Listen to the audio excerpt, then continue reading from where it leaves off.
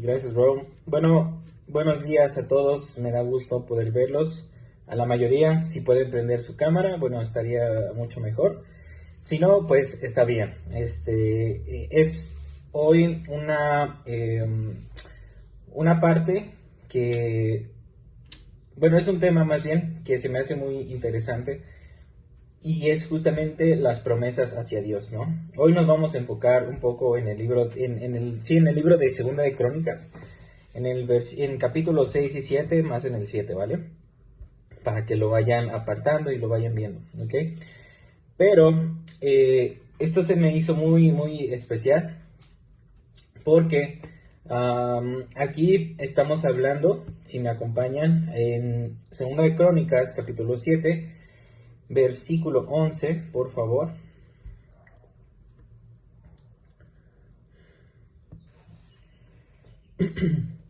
Y como subtítulo de ese párrafo, de esa parte, de ese apartado del libro, podemos ver Dios hace un pacto con Salomón, ¿no? Y vamos a ver prácticamente primero esta parte en el versículo 11. Dice, cuando Salomón terminó exitosamente todo lo que había planeado hacer en el templo de Dios y en su palacio, Dios se le apareció una noche y le dijo, he escuchado tu oración y he elegido este templo para que en él me ofrezcan sacrificios. Siempre viviré en él y lo cuidaré y amaré. Todo el tiempo estaré atento y escucharé a sus oraciones que aquí se hagan. Si ustedes me desobedecen, no les enviaré lluvia y les enviaré saltamontes para que los devoren sus cosechas. O les enviaré una enfermedad, pero si mi pueblo se humilla y ora y me busca, y si al mismo tiempo abandona su mala conducta, yo escucharé en el cielo su oración, perdonaré sus pecados y los haré prosperar de nuevo. Esta escritura es agridulce, ¿no? Porque podemos empezar prácticamente pensando, ¿no? Ay, perdón, no vi que se apagó mi video. Podemos ver prácticamente en sueño, ¿no? Dios hablando al inicio de decir, yo voy a estar contigo, yo voy a atender, yo voy a morar entre ustedes, yo voy a estar ahí. Pero en el otro parte vemos a Dios diciendo, si no pasa esto, enviaré plagas, enviaré una enfermedad, ¿no? Y prácticamente estaba haciendo un aviso de las cosas que podrían pasar, ¿no? Pero aquí nosotros podemos pensar, si nos quedamos solamente en este versículo, que Dios estaba súper condicional, ¿no? Era como, bueno, yo estoy aquí, pero si tú no haces esto, ya moriste, ¿no? Si no haces esto, te voy a enviar una plaga, vas a estar enfermo, te va a ir mal prácticamente, ¿no? Pero vamos a recorrer un capítulo antes, aquí en Crónicas 6, si me acompañas, por favor. Y teniendo como contexto, vemos o sabemos que el rey David quería hacer un templo para Dios, ¿no? Pero Dios lo frenó ahí y le dijo, ¿sabes qué, David? Tú no vas a ser el que me erija un templo, ¿no? Va a ser alguien de tu descendencia, ¿no? Y aún así, yo te prometo que tu familia, tu descendencia, va a seguir en el trono, ¿no? En este caso, una vez que crece Salomón, ahora obviamente sabemos que se vuelve alguien sabio, ¿no? Se vuelve alguien admirable. Vemos que él es el que empieza la construcción del templo. Pero mira, aquí en el capítulo 6, si puedes ver, el título es Salomón ora a Dios. Y prácticamente lo que estamos viendo en esta es que Salomón empezó a pedirle a Dios la bendición prácticamente, tomando en cuenta lo que iba a hacer él, ¿no? Entonces, ¿qué significa?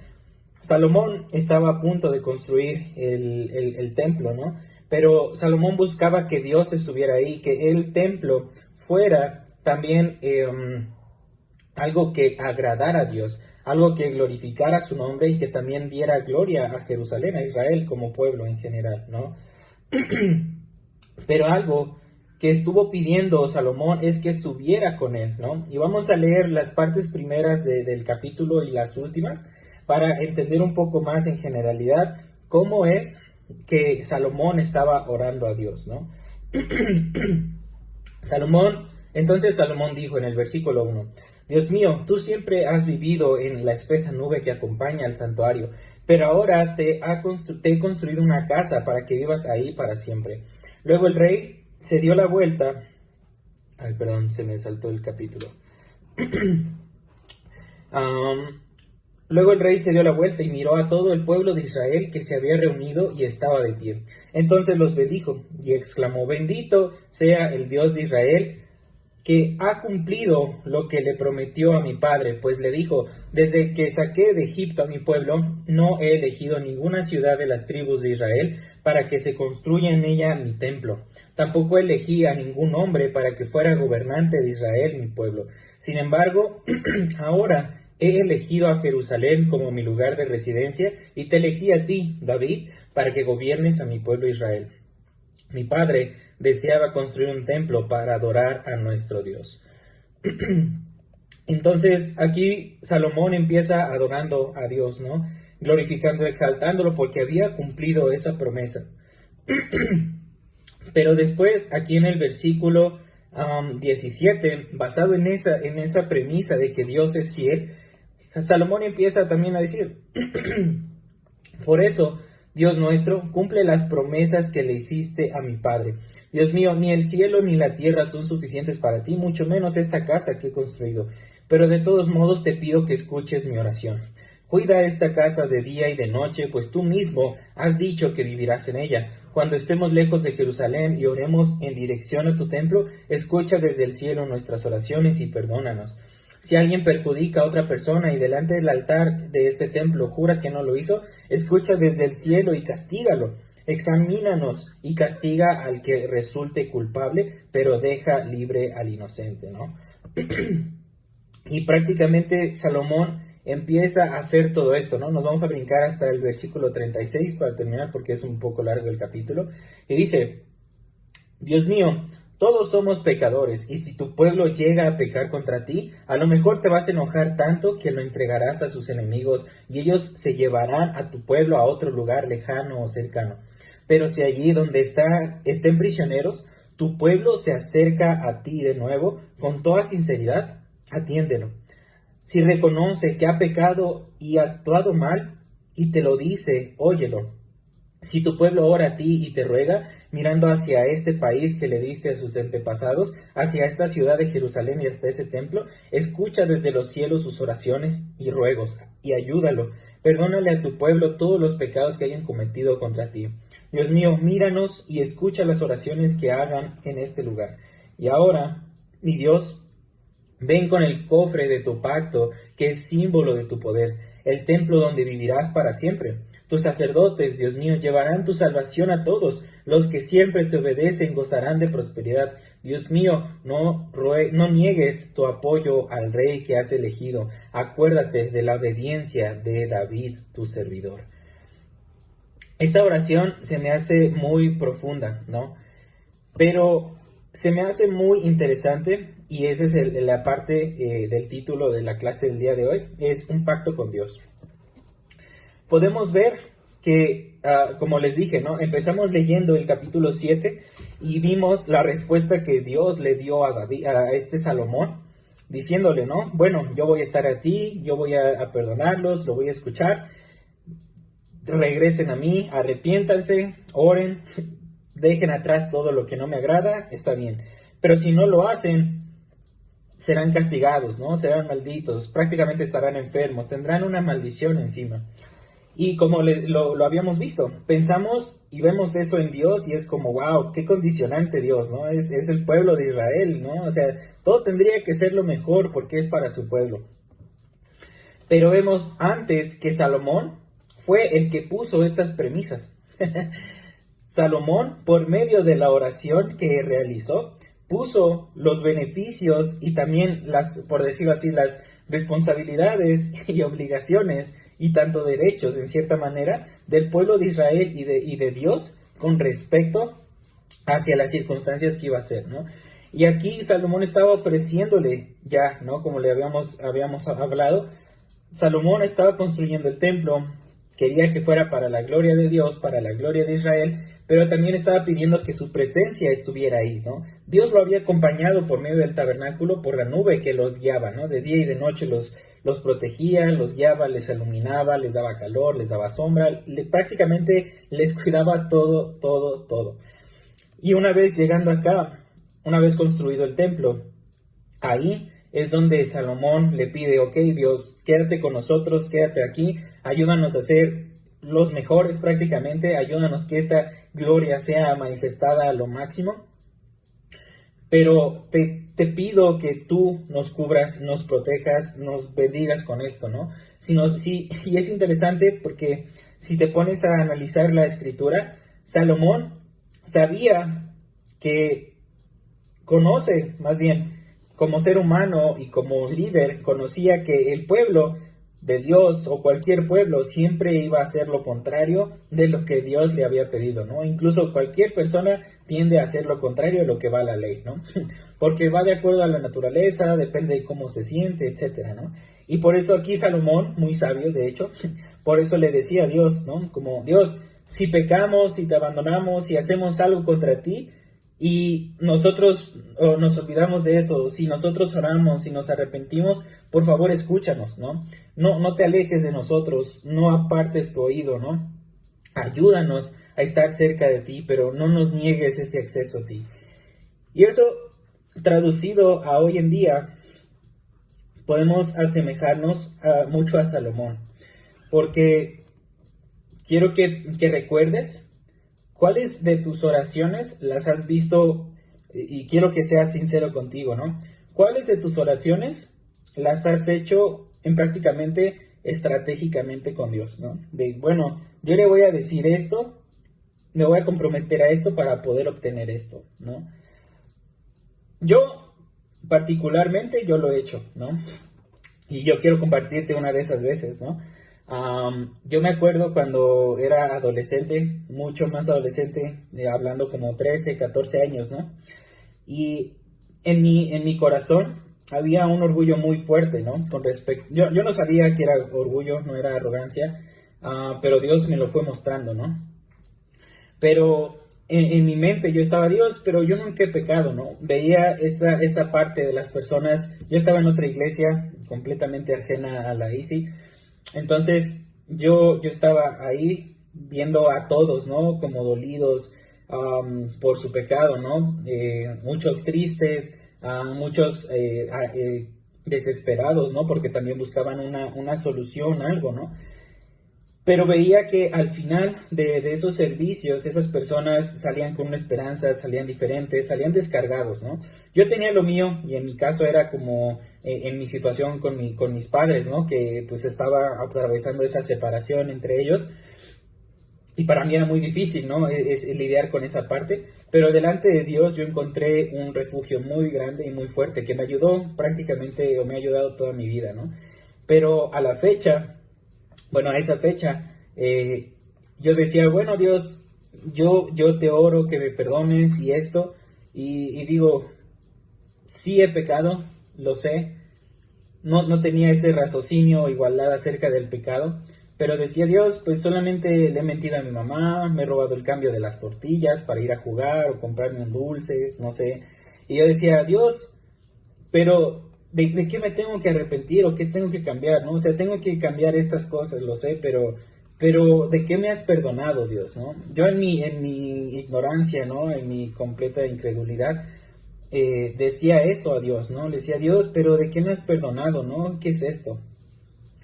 Y yo oré, ¿no? Y le dije, Dios, ayúdame a ver de qué me has perdonado, ayúdame a ver de qué es esto, ¿no? O sea, hazme ver que realmente como... te debo algo, ¿no? En mis palabras era diferente, pero mi corazón era con ese sentido de encontrar qué le debo a Dios, ¿no? Y Dios me permitió entrar en una etapa en mi vida donde no sentía prácticamente los límites de cuidado de Él, ¿no? Era como si todas esas partes de sabiduría, ¿no? Donde decía, bueno, no te metas aquí, no hagas esto, no digas esto, no el otro, empezaron como a bajar, ¿no? Me relajé muchísimo y empecé a tomar decisiones que realmente no me hacían vivir de acuerdo a lo que decía, ¿no? Desde la secundaria prácticamente yo siempre decía que era cristiano y estaba en eso, servía en la iglesia, todo eso, pero en mi corazón estaba esta como división, ¿no? De no entender qué era esta parte que le debía a Dios que tenía que arrepentirme, ¿no? Y después de esto, después de todas estas decisiones, empecé a ver prácticamente el cuello de ese abismo donde podía yo estar o no, y que prácticamente Dios me permitió ver cuál era la trascendencia de esto, ¿no? Si voy hacia acá, voy a terminar mal, ¿no? Si voy hacia acá, puedo estar neutro, pero si estoy hacia acá, puedo estar con Dios, ¿no? Y Dios me puso en esa encrucijada, ¿no? De tomar esa decisión, y gracias a Dios me permitió tomar una decisión correcta. Empecé a cambiar mi mente, ¿no? Mi corazón, pero más que nada mi búsqueda, ¿no? Y a partir de ahí era pedirle completamente perdón a Dios, pero que me diera una oportunidad más, ¿no? Que me diera una oportunidad más y avanzar y avanzar y avanzar, ¿no? ¿Por qué te cuento esto, no?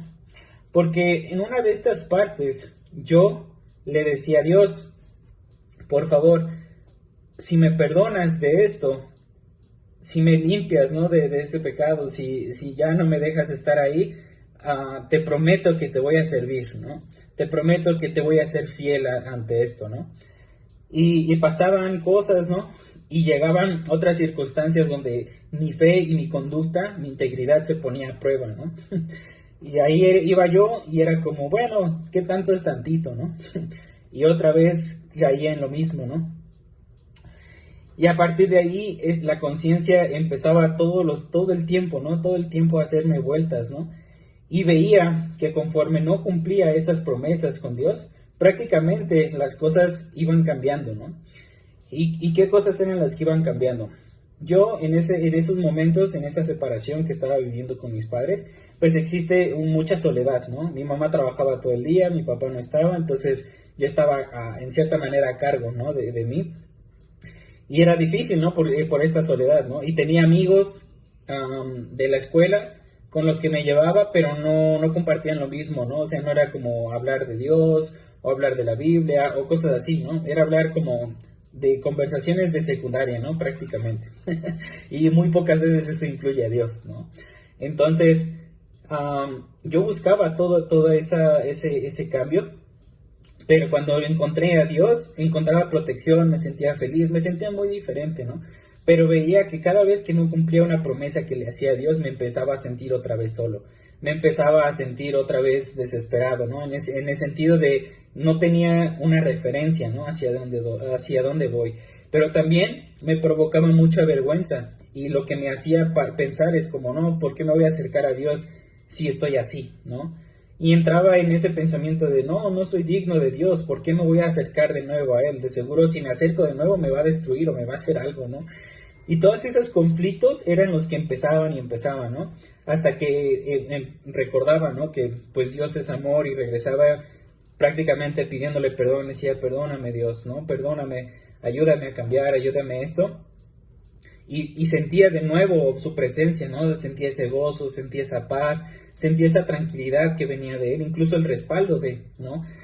Pero era tomar esas decisiones, ¿no?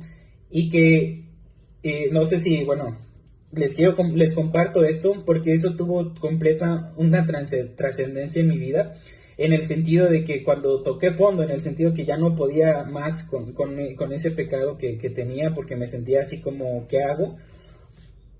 Lo único que yo le dije, Dios, si tú me permites salir de esto completamente, si me permites una vez más estar cerca de ti, te prometo que te voy a servir el resto de mi vida, no importando cómo me sienta, dónde sea, no importa Dios, pero ayúdame. Y en esa vez fue al día siguiente que me invitaron a estudiar la Biblia, ¿no? A partir de ahí, pues ya era ese sentido, ¿no?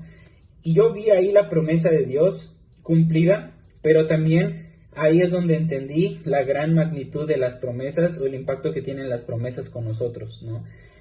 Y mira, aquí en el capítulo 7, acompáñame en el versículo 17,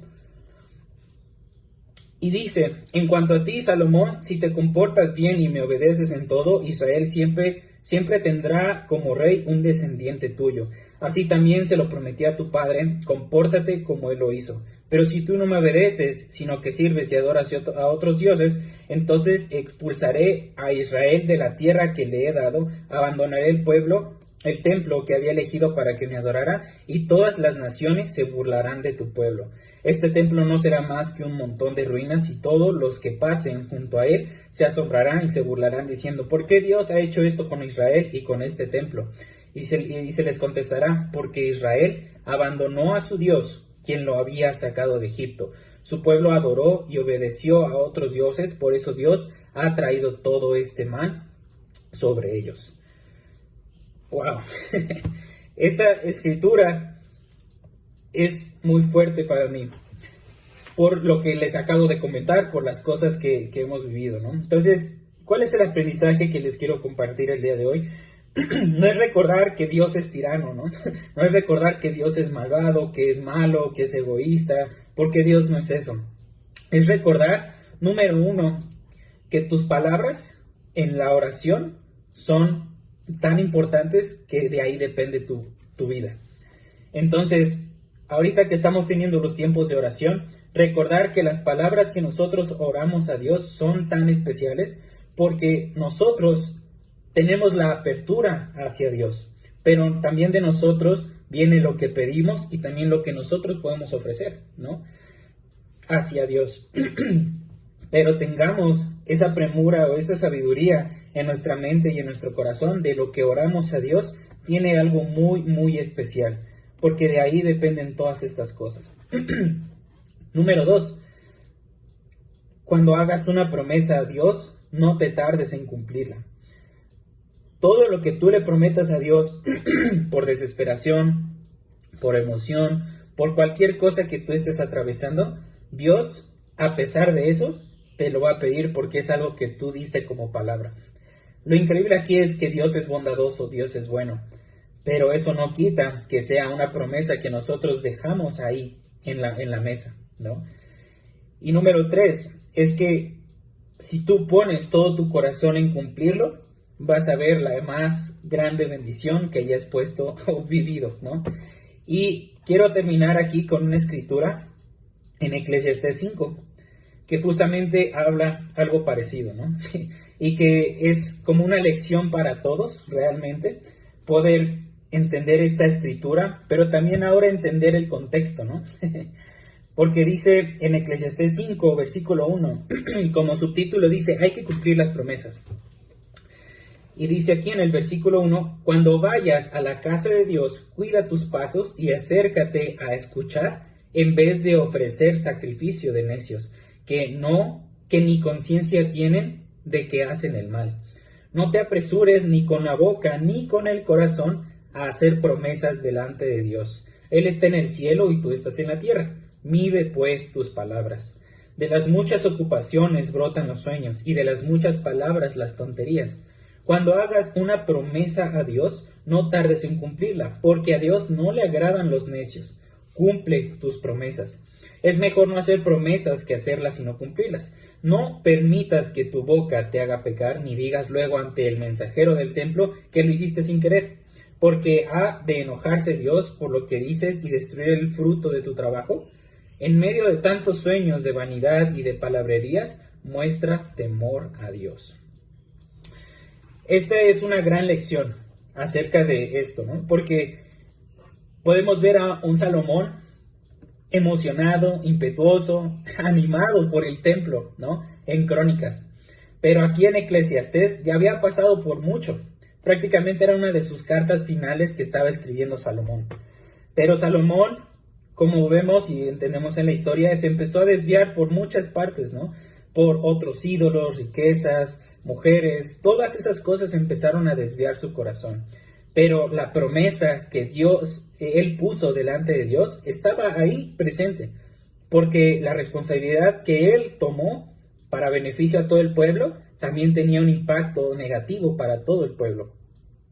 Entonces, en sus hombros estaba una gran responsabilidad, pero ahí podemos ver a Salomón, aunque fue el hombre más sabio, tenía este corazón Y no está mal tener un corazón emocionado ante Dios y prometerle cosas y orarle cosas y pedirle cosas, porque ahí está, Dios es bueno. Pero es importante que nosotros aprendamos a ver las palabras que le estamos poniendo en frente de Dios, porque Dios nos va a pedir cuentas de todo lo que nosotros le pidamos, le exijamos e incluso lo que le demos, ¿no? Porque eso es lo que sale de nuestro corazón. Entonces, yo con esto no quiero desanimarlos, pero sí quiero darles un temor hacia Dios con respecto a lo importante que es recordar que cuando estamos orando a un Dios. No estamos hablando con un amigo. Dios es un amigo, pero no tiene el poder de un amigo. Dios es Dios y eso no le quita su esencia. Y eso es lo que yo les quiero recordar. Dios es amor, Dios es nuestro amigo, Dios es fiel, Dios está ahí todo el tiempo. Pero al mismo momento no podemos olvidar la característica principal, que es un Dios todopoderoso. Es un Dios que provee, es un Dios de guerra, es un Dios de amor. Todo eso es Dios. No podemos seleccionar una u otra cosa. Pero sí podemos utilizar la oración y esa apertura que Dios nos ha dado justamente para tener una bendición muy especial, que es esa relación con Dios, donde puedes orar, puedes descargar completamente tu corazón en tristeza, en alegría, en euforia, en enojo, todo lo puedes dejar ahí. Pero cuando veas con sabiduría y premura esas palabras, puedes disfrutar de algo tan increíble como es el cumplimiento de las promesas de Dios o completamente el otro contrario, ¿no? Lo que tú ofreciste a cambio de lo que querías, ¿no? Entonces, con esta parte de oraciones, hermanos, hay que recordar quién es nuestro Dios, hay que seguir animados por estas oraciones que nos han unido y que nos han descargado en cierta manera, pero recordar que nosotros buscamos estar avanzando, ¿no? Buscamos estar cerca de Dios. Claramente queremos que nuestra realidad sea completamente diferente en muchas áreas, ¿no? Que nuestra salud, nuestra familia, nuestras finanzas, la economía en general, los negocios, todo sea acorde a lo que nosotros nos gustaría, ¿no? Y a veces por eso es la parte que entramos en esa desesperación, ¿no? Dios, yo te prometo que voy a estar haciendo esto, pero ayúdame con esto, ¿no? No es malo decir eso, pero pon atención en lo que dices, ¿no? Dios es bueno y lo va a cumplir, porque ya viste, ¿no? Lo cumplió con Salomón, pero desafortunadamente esa misma promesa fue su destrucción, porque el pueblo no se volvió a ellos. El pueblo no está así, y por eso podemos ver que el día de hoy no hay un templo. No existe ya un templo físico aquí en la tierra, ¿no? Hay un templo que hemos formado nosotros como cuerpo de Cristo, pero fuera de eso no hay más. Entonces, hermanos, yo les quiero animar y recordar quién es Dios, pero que Dios está siempre con nosotros. Él es fiel, pero al mismo tiempo Él nos pide que seamos fiel. Si tú eres fiel a lo que prometes, a lo que le dices, Dios va a ser fiel a lo que tú le estás pidiendo. Así que espero que esto les haya animado, recordando que Dios es un Padre y ese es un Padre también.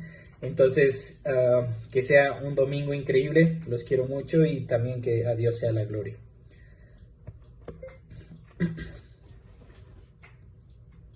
Amén, gracias Ángel. Híjole, muy buena clase, retante. La verdad es que yo me quedo mucho